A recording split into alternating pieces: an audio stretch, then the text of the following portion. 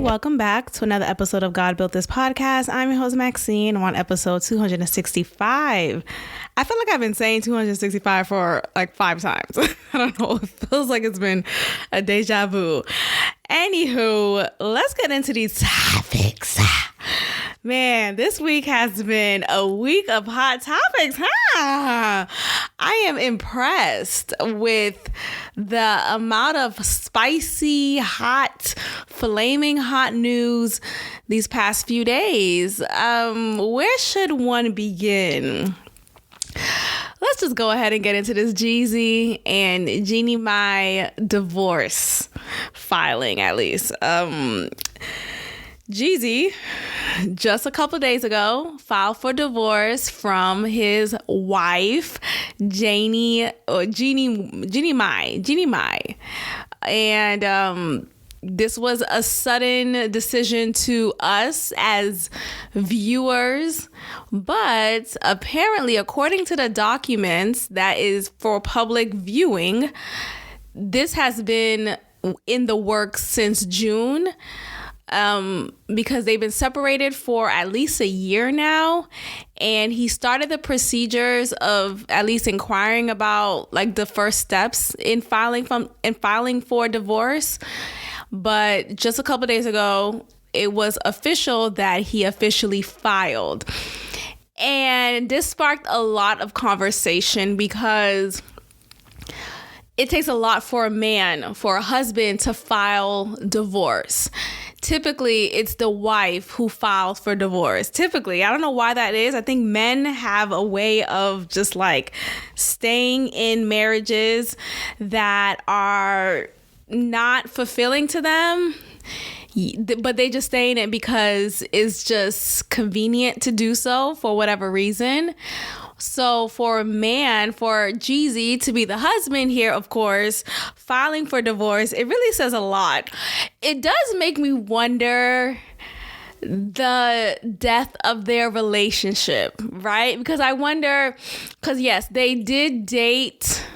I don't think it was a 3-year dating experience before they married. Because when the public was introduced to them being a couple, it felt like it all happened so fast, bang, bang, bang, bang, bang. But this also took place during the time of the height of the pandemic. So a lot of things were blurred when it comes to time. Like, what is time? What is space? Like, that era was a trip. Like, I feel like we lost 2 years of our lives. So a lot of people moved with urgency, with this sense of we only have right now, right? And so that probably took a toll on their relationship and probably pressured them to get married earlier than they probably would have had it not been during the height of the pandemic. So that's one thing to consider. Now, I think there's so much to unpack here. There's so much to unpack here because there's history of Jeannie Mai as she was on the talk show at the time called The Real, that is no longer alive. The talk show is now over. But while the show was on, she was one of the main co-hosts, and they typically talk about hot topics. They give their takes, their opinions. And it was like, if you would categorize it as the hood version of The View, like the younger, hipster version of The View that really spoke to the diversity and the youth of the show and of that time. And it served what it served, and then it wrapped up.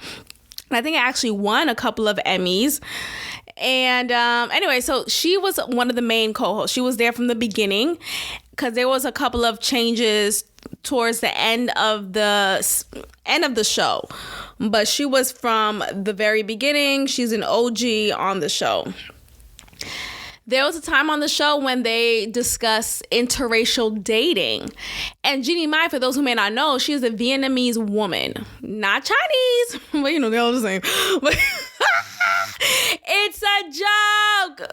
Anyway, Anyway, so she's Vietnamese, and she always references her culture. She makes fun of her culture. She's well within her right to do so, right? Because anyone who's in the culture has full reign to make fun of it, to poke fun of it, to poke fun at it, and they can like use the language and the accent from the culture in a mocking way, but it's okay for them to do it because, oh, she's Vietnamese or her mom's Vietnamese, right? So it's not, some people like try to say, oh, is that appropriating because she's technically not Vietnamese as in like she wasn't born in Vietnam, but she grew up in the culture. Her mom is Vietnamese. I think her father is also, who knows, but nonetheless her mother definitely is, and she's Vietnamese. Like, she could get away with that. Anyway, so she would always poke fun at her culture and talk about it, just bring her culture into the forefront, and you learn more about Vietnamese culture because of her input on the show. So Jeannie Mai was previously married to a white man for several years. They ended up, and she was still married to him as she was on The Real. So during the first 2 seasons, at least, she was still married to her first husband, a white man. Then, and because the show's called The Real, they really harped on the fact that we give it to you raw and uncut, and we hold no bars, no filter. Whatever you want to know, you can ask us. Like, we keep it real. So towards the end of her marriage, she shared with the ladies on the show, and of course to the viewers also, that she was struggling in her marriage because her husband said he wants children, and she said that she does not. And that was something that they bonded over, that led to them getting married, because initially he was on the same page with her. He didn't want kids at the time, and they were on the same accord that they did not want children.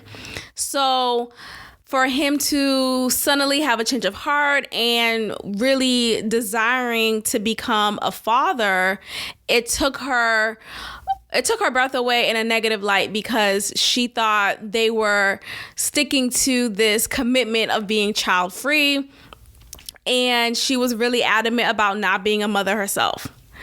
So that led to them reaching a fork in the road, and they eventually divorced. I don't know who filed first, but nonetheless, they were on the same terms of realizing, look, you want this. This is a big decision for me to be selfish about. And I hate when people use that word negatively all the time, because selfish is not always negative, in my opinion. It just has such a negative connotation.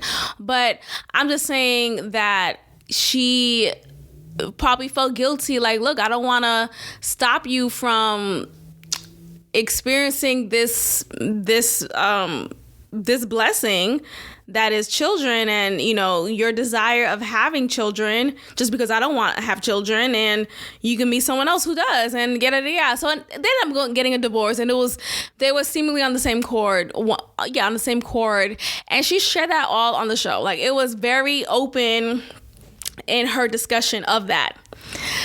So a few years later, Jeezy, the rapper, comes on the show promoting something of his, whatever it was. And at the time, they weren't dating. They weren't there was no link to them dating at all. But I would say not too long after his first appearance on the show, they were seen together as a couple, and she later on confirmed it. Well, shortly thereafter, she confirmed it on the show. But let's go backwards real quick. Let's rewind real quick. So after she divorced, after her and her first husband got a divorce, again, I don't know who filed first, but nonetheless, they were on the same accord. After her and her first husband got a divorce, he quickly thereafter, that's like my new word, thereafter, it's not so fancy, but quickly thereafter, he met another woman. I don't know if they got married, but they had a child together. He impregnated her. They were in a relationship. I don't know if they're still together. I don't know, but I don't really know much about that man. But he met someone else and they quickly had a child. Like, it was very quick in timing. And again, she shared this on the show.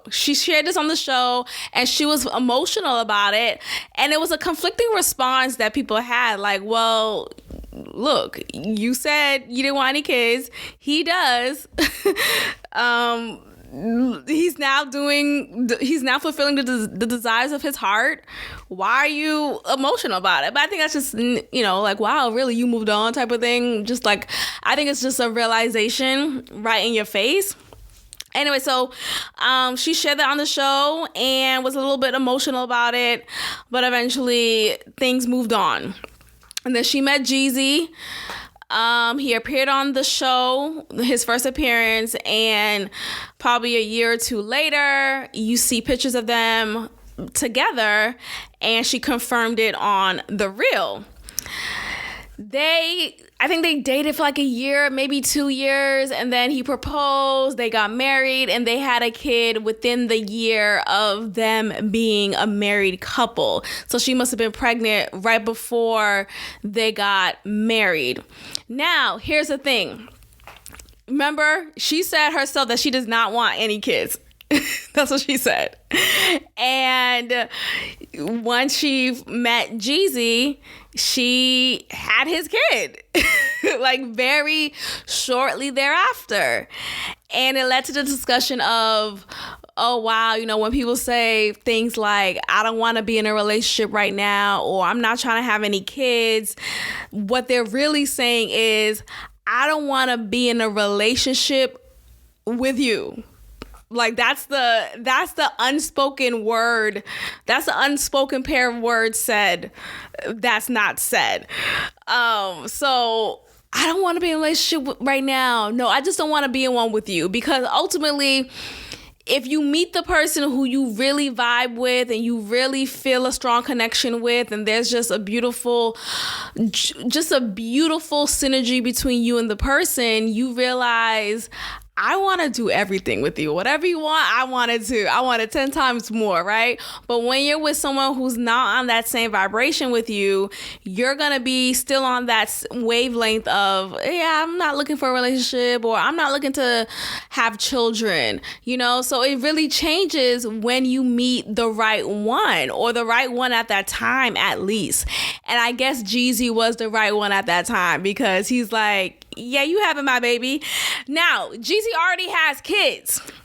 So I don't know if he coerced her, I don't know if he respected her stance on not wanting children and it just kind of happened, or I don't know how it can happen, because I'm thinking that she was already on birth control. She already took preventative measures to ensure that she does not have a child, because she was saying so much so that she does not want to have children. So I really think it was on some, Jeezy was like, I want you to have my seed, and she was like, okay, I don't think there was too much convincing, I felt like Jeezy was just someone who she felt like, okay, I'll have his kid. Like, I don't know, maybe her former husband, she didn't see, maybe there wasn't a strong connection between the two of them. Maybe they just was together because of familiarity. A lot of people are. And boom, she meets Jeezy. He's refreshing. He's a black man, right? He got that black dick. It's a lot of things that make you feel like, you know what? Okay, I know I said I didn't want any kids, but I want 4 with you. It's like, damn, bitch, what about the values you stood on? What about these adamant statements you had before? Nah, Jeezy said he wants me to have his kid. I'm having his kid. So that's what happened. So they got married, and within that year of marriage, she gave birth to her first child. Like, Jeezy was like, you don't want kids? Yeah, watch this. He He said, watch this. So now they have a beautiful child, a beautiful baby girl. They only have one kid together, while Jeezy has, I think, 4 kids prior to her. And what else? Okay, so now speculation on what could have led Jeezy, the man, the husband, to file divorce. Oh my gosh. Like, first of all, that is unheard of. Like, I don't even know men who file divorce. Men can file divorce? Like, I really don't know. I don't know. It's really just been women. And you know what's so funny? For women to be the ones who's seen as like the weak ones, or like, not being able to let go of a man type of, the stereotype we're given sometimes. It's just very fascinating to me how we're the ones who are not quick, but like just statistically, we're the ones who file divorce. And again, I just think it's because men, I don't want to say they're lazy. I just think when a man is settled in whatever situation, it really takes a lot for them to uproot themselves into a whole new set of circumstances after this filing, because from what I learned about, because I will watch different things that will come up on YouTube, or like different conversations that will come up that will make me understand more how divorce goes. I never really was, I wasn't privy to it. Like, when people around me would divorce, it's not like I would ask them, what are the steps to that, Anyway, so like when I would hear conversations about divorce and like things that happen once you file or just go through the proceedings, there's a lot of financial element to it, meaning your credit score is affected by the divorce. Depending on like whatever shared assets you may have with your spouse, all of that is now going to be affected negatively because of this separation, and there's fees with just the filing of the, with any paperwork in this country that we're in. Everything costs, right? So there's that. There's the lawyer fees. There's and then there's all these stipulations, right? So I was watching a video. There's a guy who I watch on YouTube. He reacts to different topics, and he happens to be a divorce attorney, and he was giving a lot of insight about just what that looks like. What are the steps to divorcing a spouse? And depending on the state that you're in America, you can't file for divorce unless you have been separated from your spouse for at least 30 days. And it's just hilarious. Like, wait, what? Like, how does the government get to tell you when you could leave your wife or husband? Like, why are they like giving you stipulations on the time frame, and it's like saying, you could only file for divorce if you've gone to 3 therapy sessions, or you've done 3 months of therapy, and if you have a signature from the pastor who confirms that you've done religious therapy, spiritual counseling, and like, what? And that made my mouth just open and stayed open. Flies were coming in because I was just so shocked at all of the intrinsic details when it comes to filing for divorce. Like, you can't just wake up and file. Like, again, it depends on the state that you're in, but he mentioned in the state of Georgia, you have to be separated from your spouse for at least 30 days. And separation could look like a number of things. You would think typically, separated is you have another physical address that you are sleeping in, right? But here's the thing.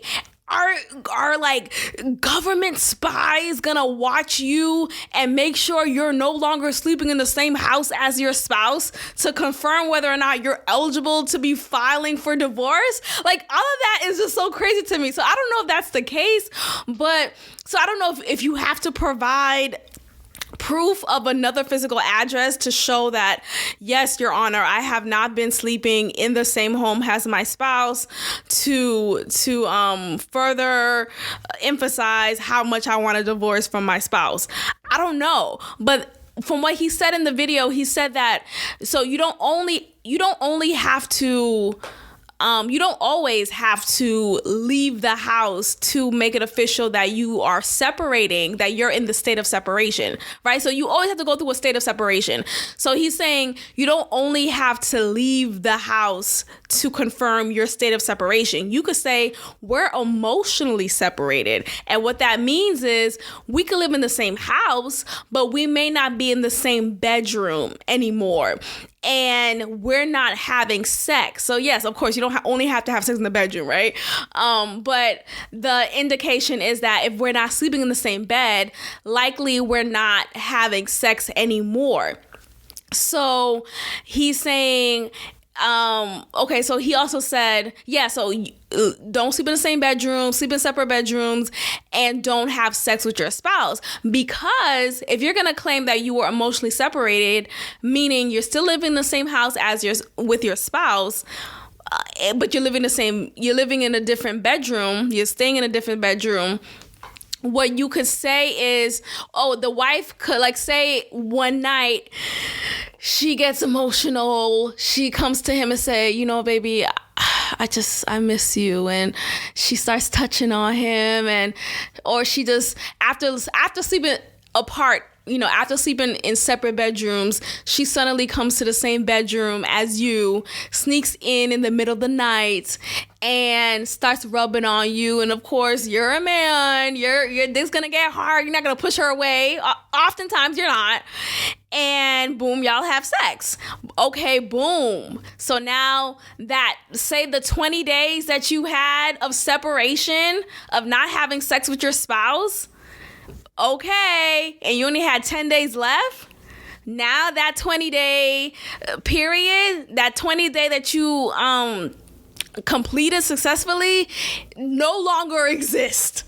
It's null and void. Now you got to start from day one, because you now, having had sex with your wife on day 21, takes away from the fact that you had 20 days of separation, and now you got to start over.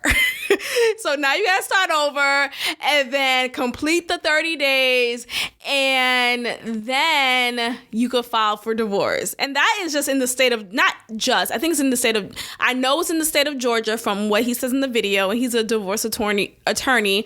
So I trust that what he's saying is true. And I think he also mentioned the state of Tennessee also. So that is, so who knows? There's probably more states in the U.S. that follow this type of stipulation. And I just find that so mind-boggling. Like, what? And then I think to myself, like, okay, what if you lie? What if you say, no, we didn't have sex? No, we didn't have sex. We still want to go through. We just had them. And then you and your wife agreed to just kind of like, okay, we're going to be on the same accord. We're not going to admit that we did have sex a couple of times. I don't know. I don't know, what does that look like? Because who's going to prove otherwise? You know what I mean? How can you tell me that I'm lying? Were you in my house? Are there cameras here? Is there a government official who came to the house and looked at the bedroom window every night to make sure we're not fucking? I don't know how that works. All I know is that's what he said, and maybe more times than not, if you're going through a divorce, the spouse is not going to be in cahoots with you on lying to the judge, right? Because maybe the spouse doesn't want a divorce and you do. So she's gonna think, oh, no, I'm not going to lie for you. Nope, Your Honor, we fucked Tuesday and Thursday night of this week. So that's the fourth day of the 30-day time frame. Whoop, we got to start over. Trying to find any time to delay the divorce proceedings. And this is why I say what I say. Let me just say this. This is why I've always said this since I was young, y'all. I've always had the same mindset when it comes to certain things. I said when I was young, and of course I still feel the same way, that when you're going through a separation, well, no, specifically a divorce, right? But the divorce is not finalized yet. I feel like you are well within your rights to date other people. I feel like you are but you're still, no, you're still married. Shut the fuck up. Because here's why I say that. You have petty spouses in the marriage who will do anything to say, oh, well, we had sex that night. Whether it's true or not, it's like, one, I can't control what happens in the household, right? Like, that's out of my control, or like, you know, shit happens, whatever. But I just feel like when you're in a state of separation, when you're about to get a divorce, things get delayed, things happen. It's not always a cut and dry thing. And when you have like bitter wives or husbands who are trying desperately to save the marriage while the other y'all get what I'm saying though, right? Like, basically what I'm saying is, Kenya Moore, for example. Kenya Moore from The Real Housewives of Atlanta. She has been in the proceedings of divorce from her husband for 4 years. They've been trying to get a divorce from each other more than the years that they've been married. They've only been married for 2 years, probably a year and a half, okay? And they've been going through their divorce longer than the state of their marriage. Like, it's hilarious. So my point is, Kenya is still legally his wife and he is still legally her husband, but they live separate lives. And they do share a child together, but they live separate lives. Now, is anyone saying to them, oh, well, you still a wife, though? They're still married.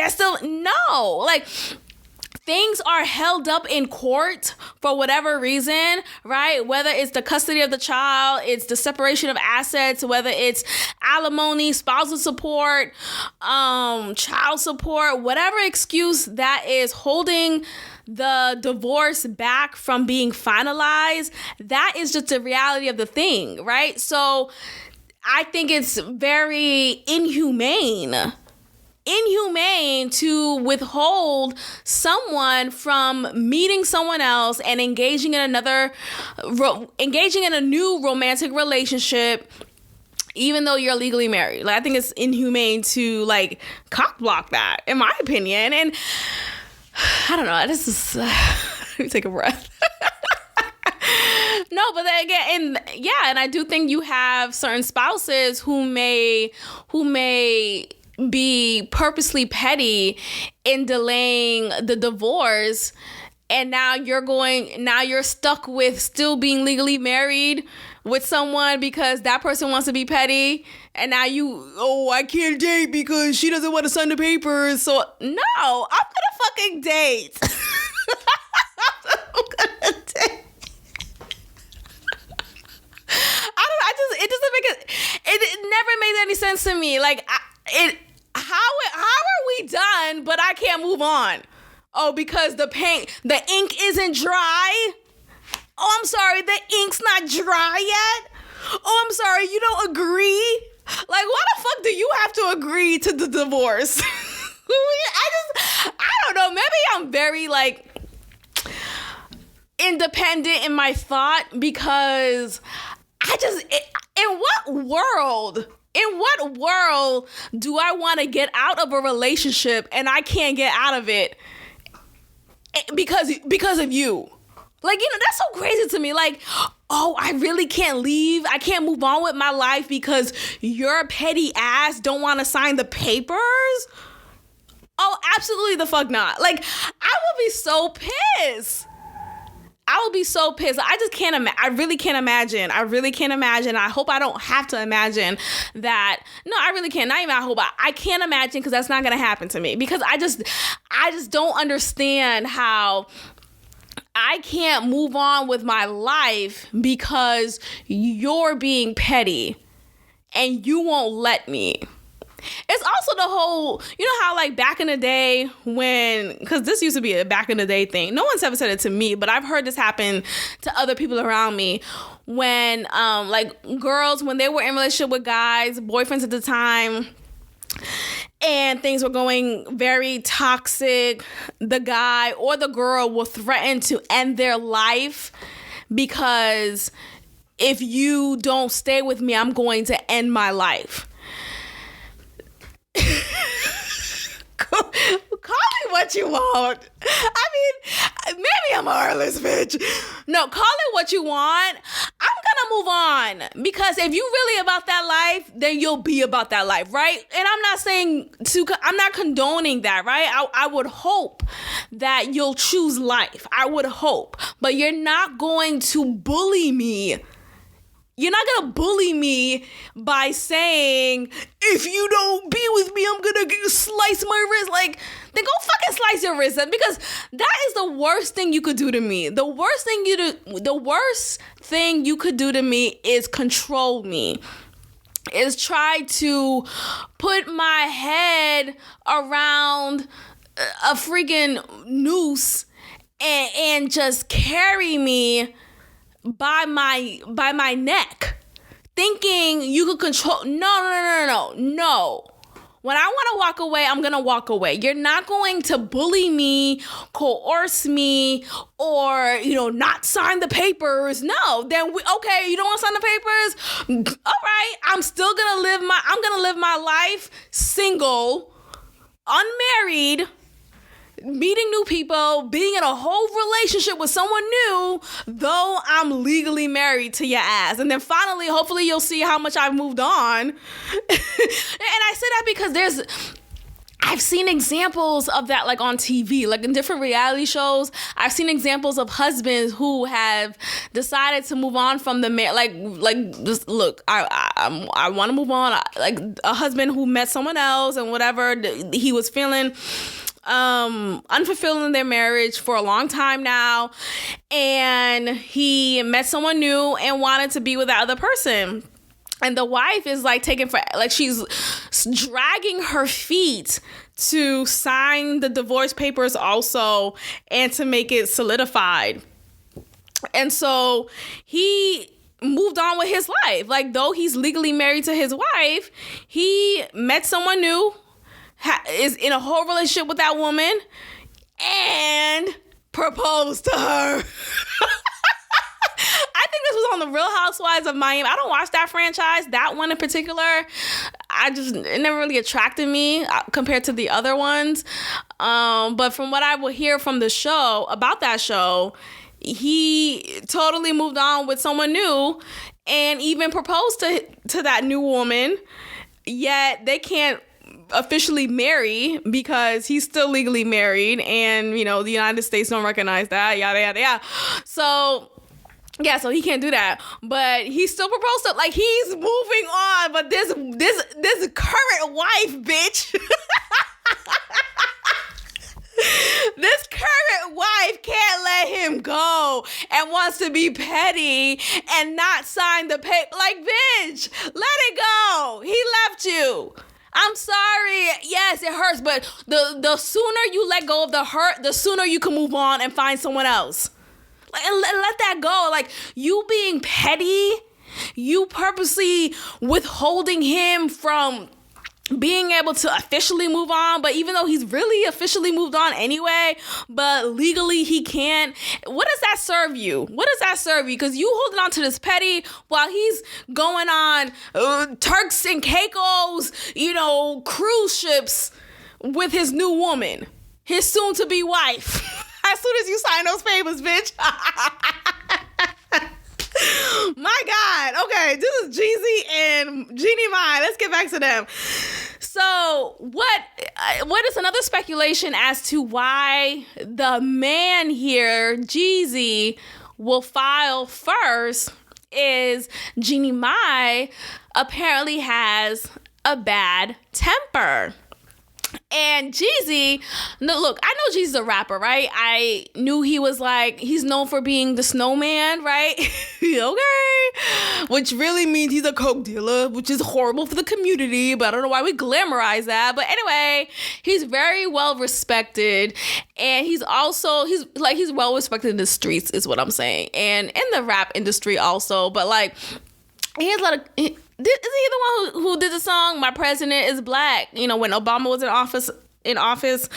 Anyway, so he's very well respected, and he grew up in the streets.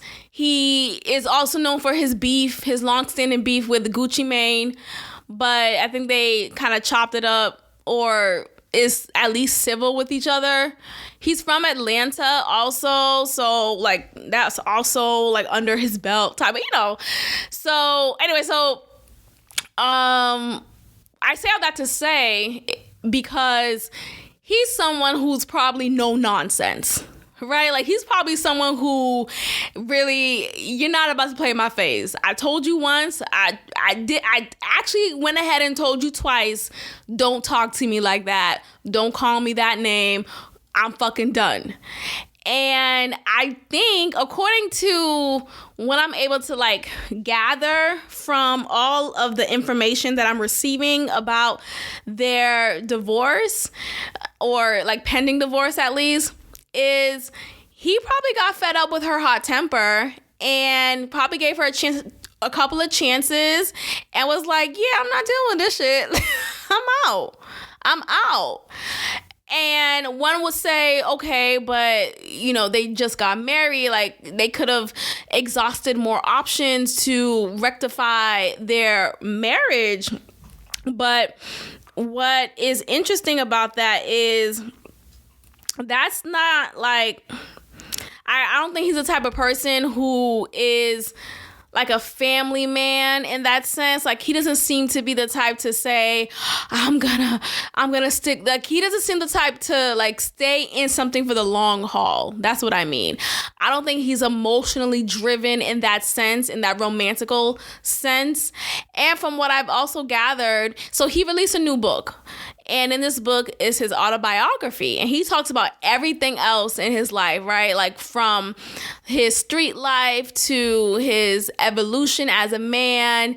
Yet nowhere in the book does he reference his wife, because they're still legally married at this time of the recording, but nowhere did he, by the time of him writing the book, right, they were still married, they're still married, so nowhere did he mention love and like romantic love and him meeting his wife and feeling like she's the one. I don't think he's ever been married before, so I believe that she is his first wife.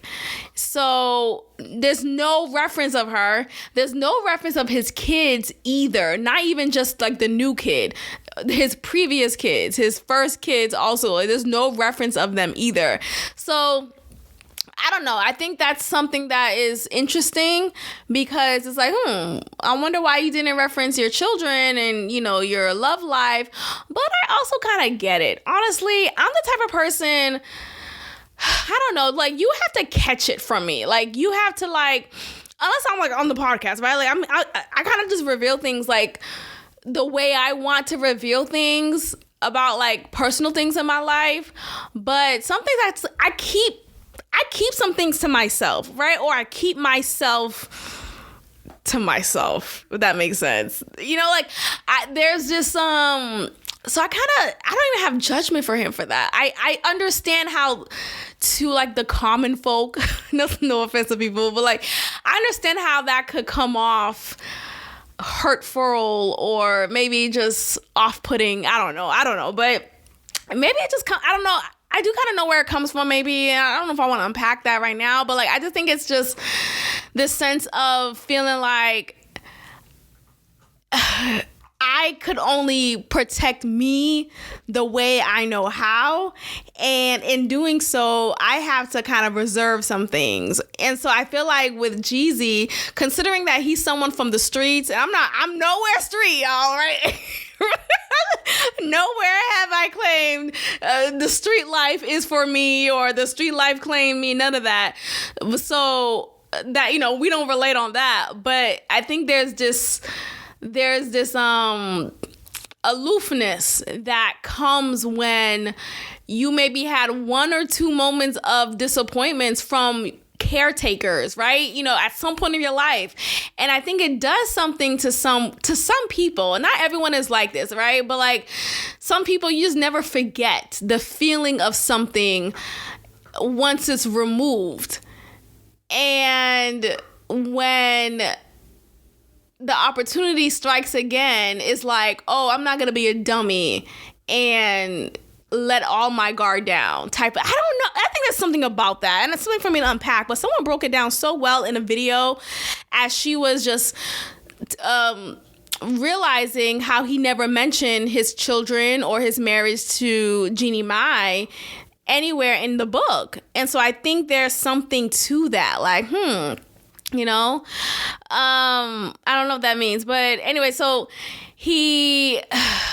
I don't want to think about it too hard. I don't think it's that serious. Like, I think there are people who I feel like I've gone deeper in my relationship, like as far as like being more open and comfortable. Like, with Freckles Bear in particular, I feel like it took me a while. And it had nothing to do with him, but I think it just has something to do with me in trusting that someone could love me the way I deserve to be loved or treat me with the respect that I deserve. And seeing that in the relationship that I'm in, it feels relieving, but it also, I think for a time towards the beginning of the relationship, it felt unbelievable. Like, nah, especially considering like, different details of what we have. It felt like I had to keep some things on reserve. But it took time for me to get to a place where I am now and have been recently to feel like, oh no, I can really trust this person because his character really speaks to that. So I've definitely grown. Like I think it's just, again, some people I'm just like, but I feel like with him in particular, I think he's getting all of me. And not even I think, he does. And hopefully he feels that. But yeah, I've definitely grown in that way. But yeah, I know how it feels to be like a Jeezy probably in not revealing all of yourself to the public or to some people because you never know. So I get that. Anyway, so he filed for divorce. And I think because the way he is, he's probably likely to walk away from something, from a marriage, from anything easier than others. So his filing probably came after a point of realizing, yeah, this lady, she has a horrible Asian temper. And the way that they talk and the way that she was on the show, you could kind of see how she would be a bit loud, and she will always, and she's a petite woman. She's a petite lady, very, very Asian. Like, they're all very small and like, damn, like y'all never grow past 4 feet. Like they're very, very small. And when she would speak on the show, she would be screaming. Like, she talks so loudly.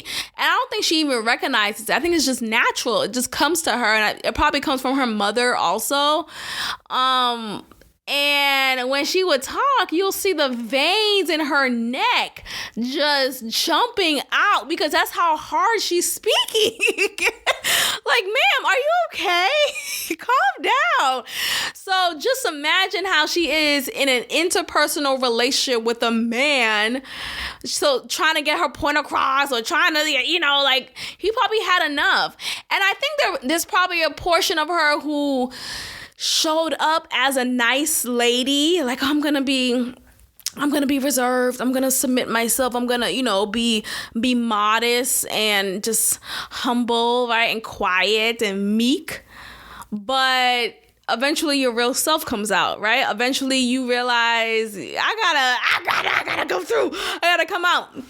So I think what happened was, because I remember there was a couple of videos of them together on the show. Like he would come on the show And this was like after, oh no, this was while she was pregnant with their child. And she talked about him so carefully. She used choice words that I picked up on. She said, I'm just so grateful to be with this king, and he's such a king to me, and he's gonna be a great father, and to our child. And like, she's purposely used the word king, and I'm just like, I think he taught her that. Or he presented a tone in their relationship that I am a king and you will address me as such. I really do. And I don't know how he did it. And he's not someone who's like domineering in stature, because Jeezy, he's not really like, I don't think he's that tall really. But I think despite you being not that tall, you could still have a presence about yourself that would make me feel like, oh yeah, I'm in the presence of a king. You got it, right? Like with Freckles Bay, like, he's tall. He's definitely taller than me. I love looking up at him. Like, it's just so symbolically, I love that, right? But I also love it physically too. It could be a little straining on my neck, but sometimes it's fine. It's not that bad. It's not bad at all. Anyway, so he doesn't have to be this aggressive. You know how some men to be like, I'm an alpha man. It's like, okay, just be a man, right? Like, you just being a man is being alpha enough. And with Freckles Bay, he's so gentle and kind that he doesn't come off as a scary, like, I'm afraid of you. Like, oh man, if I talk too loud, he might smack me across the face. But nonetheless, he has a presence about him that is strong and respectful. Like, I don't call him a nigga, right? I don't speak to him condescendingly. But I've been with men before who, like, whether it's casually or we were like seriously dating, like, I would talk shit to guys, sometimes. And I have never done that to him, to Freckles Bay. So it really speaks to his presence and his character, right? And I say that to say, like, regardless of how tall you are, right?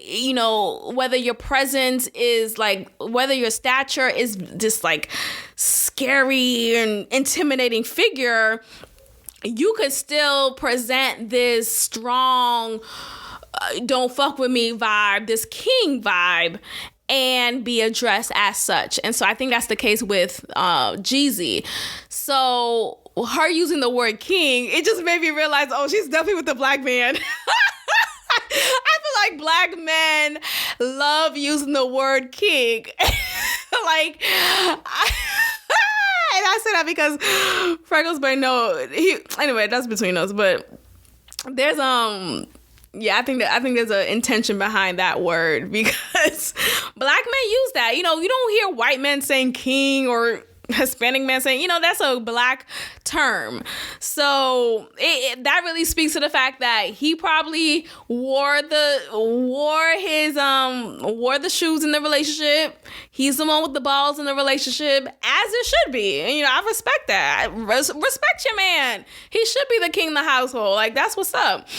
And so maybe with her temper that she said herself, ever since she got with Jeezy, she realized that she has a bad temper and that she needs to work on it. And I guess her previous husband never took note of that, or he just accepted it for what it was. Like, that's crazy. And again, that speaks to the character of Jeezy. Like, no, you will not speak to me like that. Set your foot down. And I like that. I like when people tell you, what they'll tolerate and what they won't. I like when you're in a relationship with someone and no one's walking over the other person. Like, that's not how it should be. Like, you should respect the person you're with, and you should treat them with respect, period. So Jeezy couldn't take it anymore and was like, nah, like, I don't know how many chances he gave her, but I guess it was one too many, and decided to file. And so he did. So God bless, child. Like, What? Oh, that's what. No, I think that's what's up. I do. I really do. I know people be like, "Oh, I hope they could rectify their." No, I don't. I don't hope for anything. I really don't. Not like that. That sounds so like morbid or sad. No. What I mean is when people go through a divorce or they break up, I don't say, I feel like it's so selfish. And I say that in a negative way. I think it's so selfish to say, I hope we all work it out. No, I don't. I'm not in your relationship. There's something that led to y'all feeling like, or one person at least in the relationship feeling like, I need to get a divorce. I can't be with this person anymore. Whatever that reason was, that is enough for you to be validified, or is that a word, vilified? Validified? Validated at least in your decision making. Like me coming in with my hopes and desires for what I want for y'all. Who the fuck am I? No, y'all two other ones in the relationship. Y'all two will decide what's best for y'all. And the whole excuse of, oh, well, they have a kid, they should make it. No, don't make it work for the kid. Don't. Or do. But the point is, do what y'all want to do. Don't do it because the pressure from society or the pressure from your parents, the pressure from the kids, right? Shit, if y'all don't seek happiness, no one else will. Man, I unpacked that in 50 minutes. I did not think this will take the whole majority, at least, of this episode. But let's move on. Okay. Tyler Perry. Let's just begin, y'all. Let's begin. Let me just go ahead and just play this clip, and then we'll talk about it. Let's talk about it, y'all. Because Tyler Perry got in some hot water because of his takes on this. Let's just get into it. In our society, right? Listen, a lot of women, especially black women, and I might get in trouble for saying this, but I will. In our society right now, black women are making a lot more money for the most part than black men, right? There are a lot of black men who are successful, but for the most part, black women are making the money. So if you can find love, if that man works, at whatever job, and is a good man, and is good to you, and honors the house, and honors his wife, and does what he can, because his gift may not be your gift. Exactly. That is okay. That's not somebody who's beneath you. Yeah. That's somebody who came to love you at your worth, right? Yes. And as long as he's secure in himself to know that, yep, she makes most of the money, all I can pay is the light bill, as long as she's comfortable enough to say, I'm going to cover the mortgage and all the other stuff. Now, let's stop right there. I'm gonna play the rest because I like the whole clip. I do like the whole clip. This is from an interview, so I'm sure there's a full interview available that we all could watch and understand more of the context of this conversation. But I don't really care to watch a full video. I really don't. But this is an interview done with this, I forget her name, but this woman who's on the show called Sisters, which is a Tyler Perry show. And she hosts this show of hers on YouTube, and in which she talks to different people about different topics. And one of her guests on this episode here is Tyler Perry. So he, as you guys just heard, is giving a disclaimer, not disclaimer, but just giving a PSA really to black women to basically recognize that there are more black women, and though there are black men making a good amount of money. And look, a good amount is relative. I just really don't like these conversations about like money and what one should bring to the table, because what's good to me may not be good to you, right? And I just think that it's such a cringe topic. I hate talking about money, but it is such a cringe topic. Anyway, so he is saying how statistically, there are more black women making a higher amount than there are black men making a higher amount.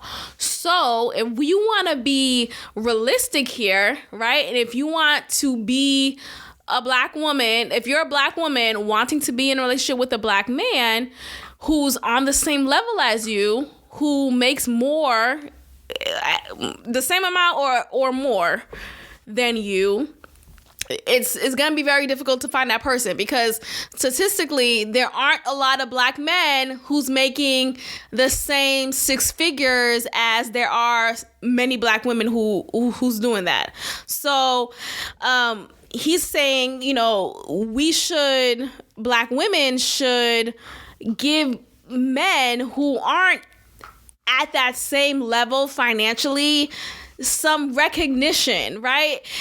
Especially if that man is loving you for who you are, is providing you with all that he can outside of the element of finances and supporting you financially. And so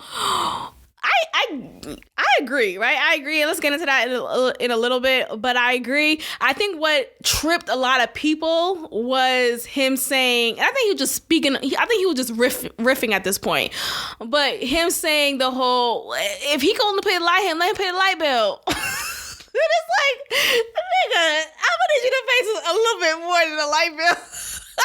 Let me tell you about the light bill, because I was just on the phone today talking to different services, okay? My Wi-Fi service and my light bill service, because I'm trying to see, why does my bill look like this? I'm trying to understand, why am I paying this amount and it keeps increasing?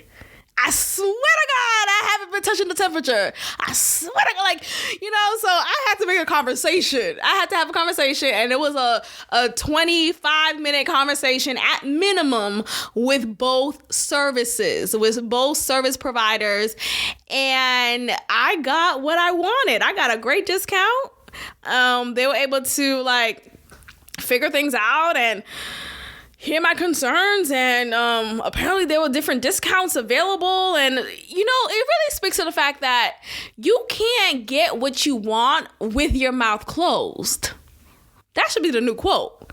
People are like, closed mouths don't get fed, and you can't get what you want with your mouth closed. You have to speak up. You have to say what you want. You have to let your boundaries known. You have to let your desires known. You have to let your requests known. You have to let it be known. So you out here wishing and hoping this bill gets taken care of. How? If you don't say anything. Call Verizon right now. So that shit got handled. Anyway, the point is, I was able to get my light bill at a lower price because I called and inquired about what the fuck's going on with this bill, ma'am.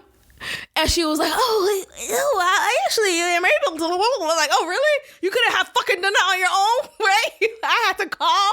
And I think that's how we all get caught up, right? Because a lot of us don't have time, or don't feel like they have time, at least feel tired. I don't want to get on this phone call. And every time you call the customer service line, you got to go through the robot's 5 rounds just to finally say, live agent.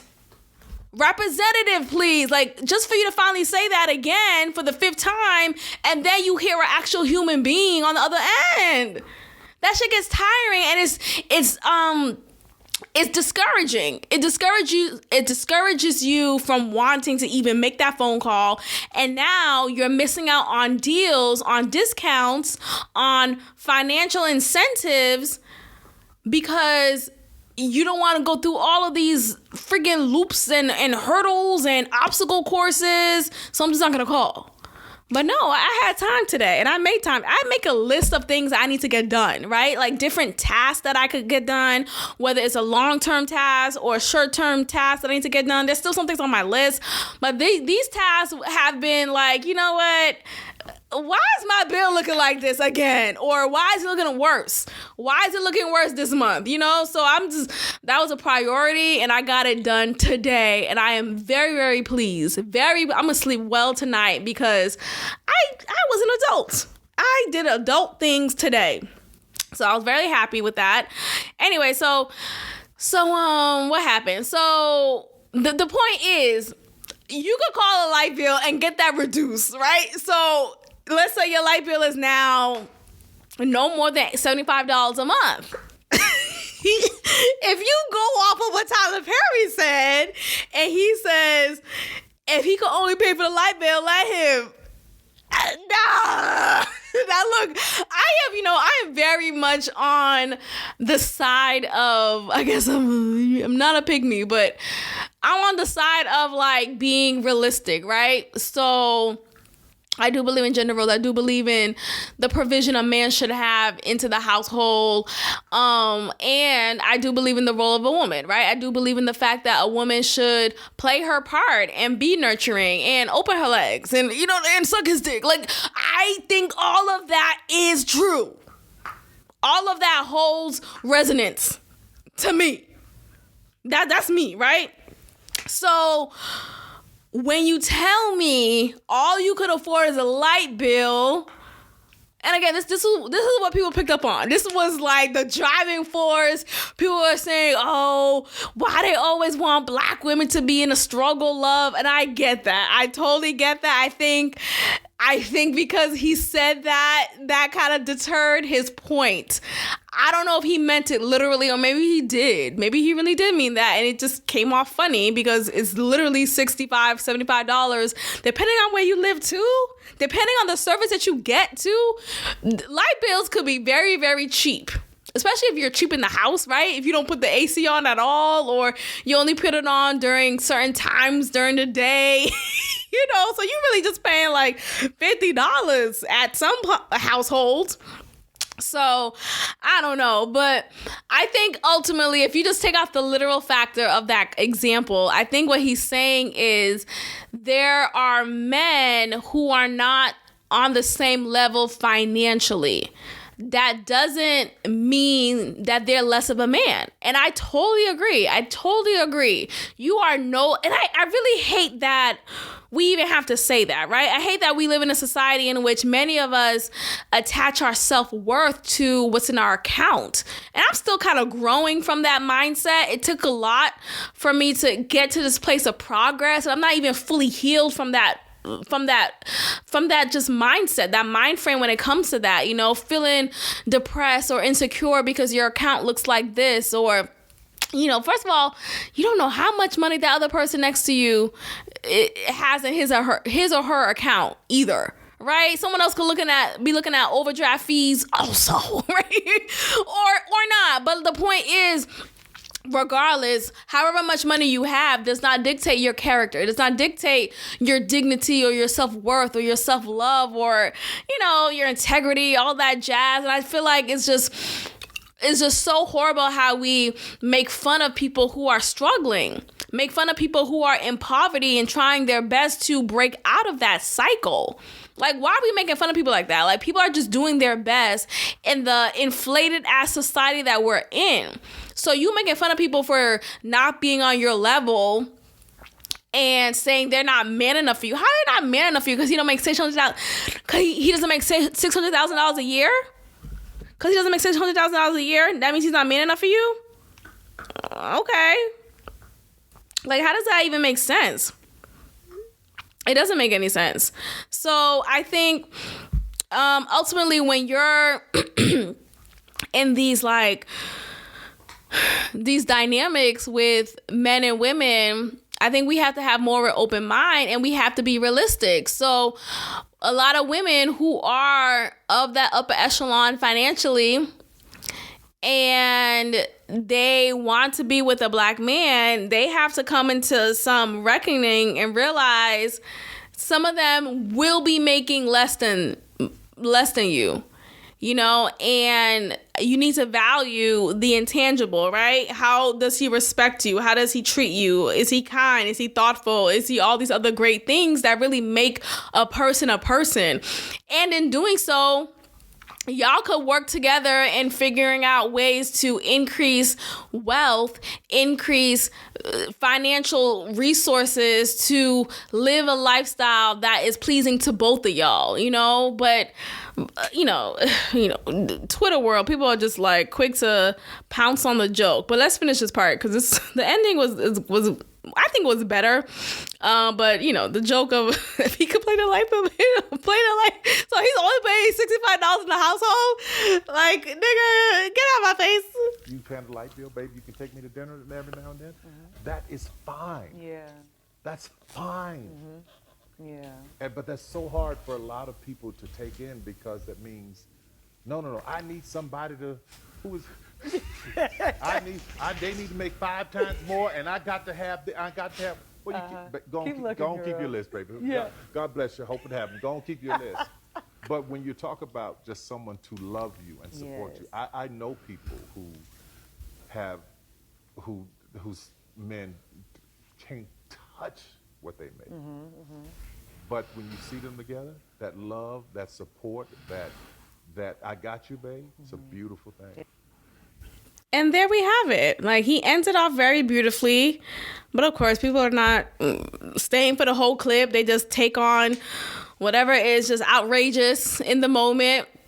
But he makes a really good point, and I totally agree with everything that he's saying. You know, of course, the light bill thing is like, okay, nigga, you're gonna have to add a little bit more to the household.